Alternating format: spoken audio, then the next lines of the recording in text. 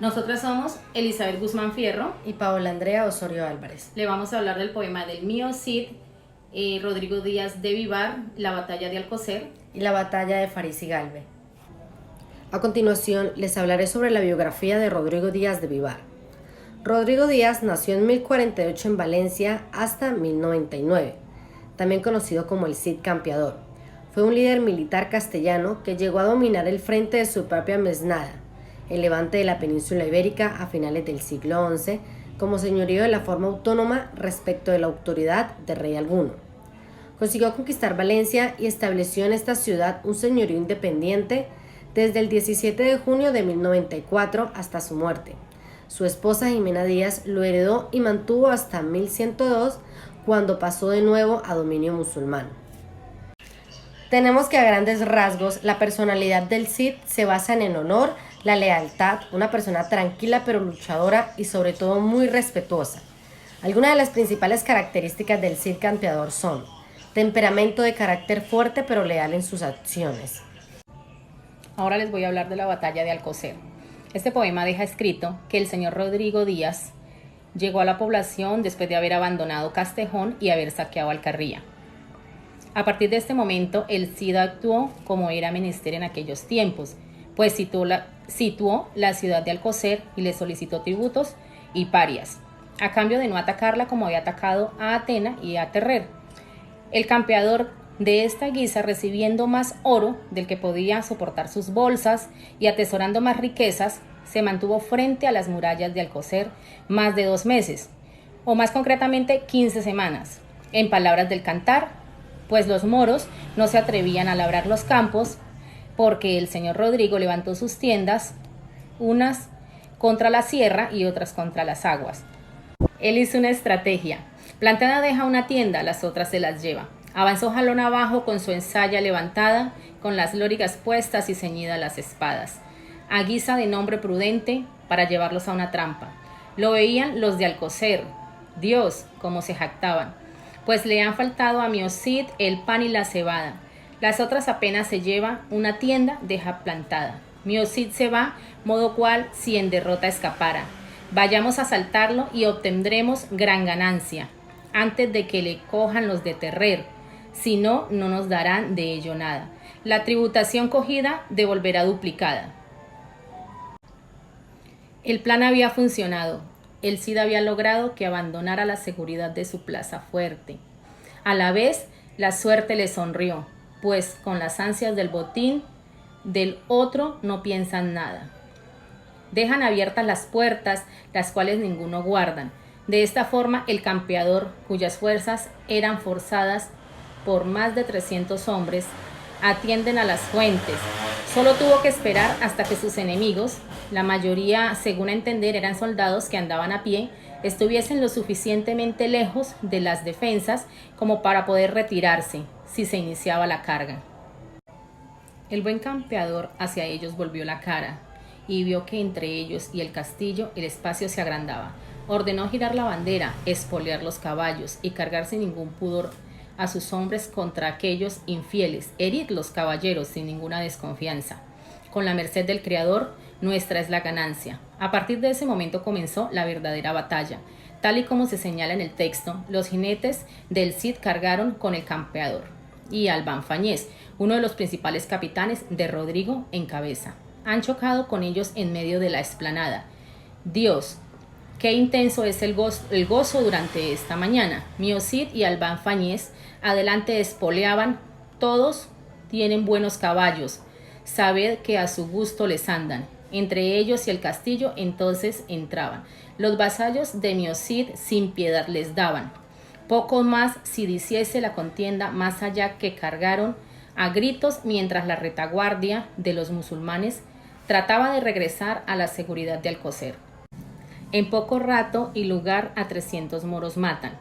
Los de adelante los dejan, pues que lleguen hasta el castillo, que tornaban. Con las espadas desnudas a las puertas se paraban. Luego llegaban los suyos, pues la lucha está ganada. Mi Cid tomó Alcocer con esta maña. En todo caso, el Cantar explica que la batalla acabó cuando Pedro Bermúdez, soldado del Cid, puso en la parte más alta de las murallas la bandera de su señor, el señor Miocid, el campeador. Por su parte, no pudo contener la alegría. Aquella noche al fin dejaría la tienda de su campamento en favor de una cómoda habitación. Gracias a Dios del cielo y a todos sus santos, ellos celebraban. A su vez, Rodrigo ordenó a sus hombres que no matasen a los prisioneros, pues estaban desarmados. Oídme, Albarfañez, y todos los caballeros, en este castillo un gran botín tenemos, los moros ya yacen muertos, vivos a pocos veo. A los moros y moras vender no los podremos. Si los descabezamos, nada nos ganaremos. Acojádmolos, llévanlos para adentro, que el señorío tenemos. Ocuparemos sus casas y de ellos nos serviremos. La conquista había acabado bien, o eso parecía, y es que posteriormente el señor de Valencia ordenó mandar contra Alcocer 3.000 musulmanes armados. Seguidamente les hablaré sobre la batalla de Farizigalbe. El rey de Valencia quiere recobrar Alcocer y envía un ejército contra el Cid. Los moros de Ateca, Terer y Calatayud, aterrorizados por la conquista de Alcocer, envían mensajes al rey moro de Valencia Astamín pidiéndole ayuda. Tener en cuenta que este rey es literario, pues nunca existió. Dicho rey árabe manda 3.000 moros armados y gentes de todas partes. Se reúnen y se preparan para la batalla. Luego, este ejército queda al mando de los reyes Farizigalbe. Plantan las tiendas en tierra preparando la campaña, mientras van aumentando su ejército. Los centinelas que tienen los moros están atentos de día y de noche, para estar prevenidos ante cualquier ataque. Luego, los reyes Farizigalben ordenan cortar el abastecimiento de agua. 3 semanas continúan el sitio, y luego el campeador Rodrigo Díaz de Vivar pide el consejo a sus guerreros para decidir qué hacer. Entrando a la 4ª semana, el Cid y sus guerreros celebran un consejo, ya que no pueden seguir sin agua. Entonces, Minaya dice que les den batalla al alborear. Mandan a salir a los moros para que el Cid y su consejo puedan hablar y planear bien la estrategia que van a utilizar. El Cid le ordena a 2 peones que se queden para proteger el castillo de Castejón, mientras él dice: si morimos en el campo, aquí ya no entrarán, y si ganamos la batalla, mucho debemos de ganar. Luego, el Cid le dice a Pedro Bermúdez que no vaya a atacar si él no da la orden. Entonces Pedro Bermúdez no acata la orden y sale a la batalla. Así que los guerreros del Cid acometen para socorrer a Pedro y arrancan a combatir con el corazón ardido. Cada jinete cristiano a otros moros derribó, y a la vuelta otros 3.000 muertos en el campo. A Minaya Albarfáñez le matan el caballo en combate, y en su ayuda corren el ejército del Cid para socorrerlo y cubrirle la espalda. Luego el Cid le ofrece un caballo a Minaya para que siga luchando y combatiendo contra los moros, quien mata al que logra alcanzar. Miocid, Rodrigo Díaz de Vivar, hiere a Fariz, quien logra huir herido, y por aquel golpe el Cid la victoria logra alcanzar. Derrotados ya están los jefes Farizigalbe, por lo que los moros huyen del lugar. Los hombres del Miocid los siguen y Emir Fariz logra refugiarse en Terer, y Galbe se marcha hacia Calatayud. Quien el victorioso es el Cid Rodrigo Díaz de Vivar. Luego logran obtener el botín, que resulta ser las espadas, los caballos de los jinetes que huyeron, el oro y la plata, y festejan la grandiosa victoria del Cid Rodrigo Díaz de Vivar. Después de la gloriosa victoria que tuvo el Cid contra la batalla de Farizigalbe, el Cid manda a Minaya a Castilla para darle al rey Alfonso 30 caballos con sus sillas y todas bien embriadas, para así poder obtener el perdón de él. Luego de haberles hablado de las guerras de Alcocer y de Farizigalbe, vamos a tratar el tema de la arquitectura del castillo de Alcocer. La muralla periférica es enormemente compactada por sus muros, con un grosor que varía entre los 2 y los 3 metros, y no tiene ningún vano al exterior. La entrada principal es flanqueada por las murallas, algo más elevadas que el resto, y además cuenta con un cubo redondo como protección adicional adosado a un lado, resultando un espacio muy ceñido y con gran facilidad de controlar los movimientos exteriores desde larga distancia, para un mayor refuerzo definiendo de la puerta de entrada. Ahora vamos a hablar de la ruta Camino del Cid.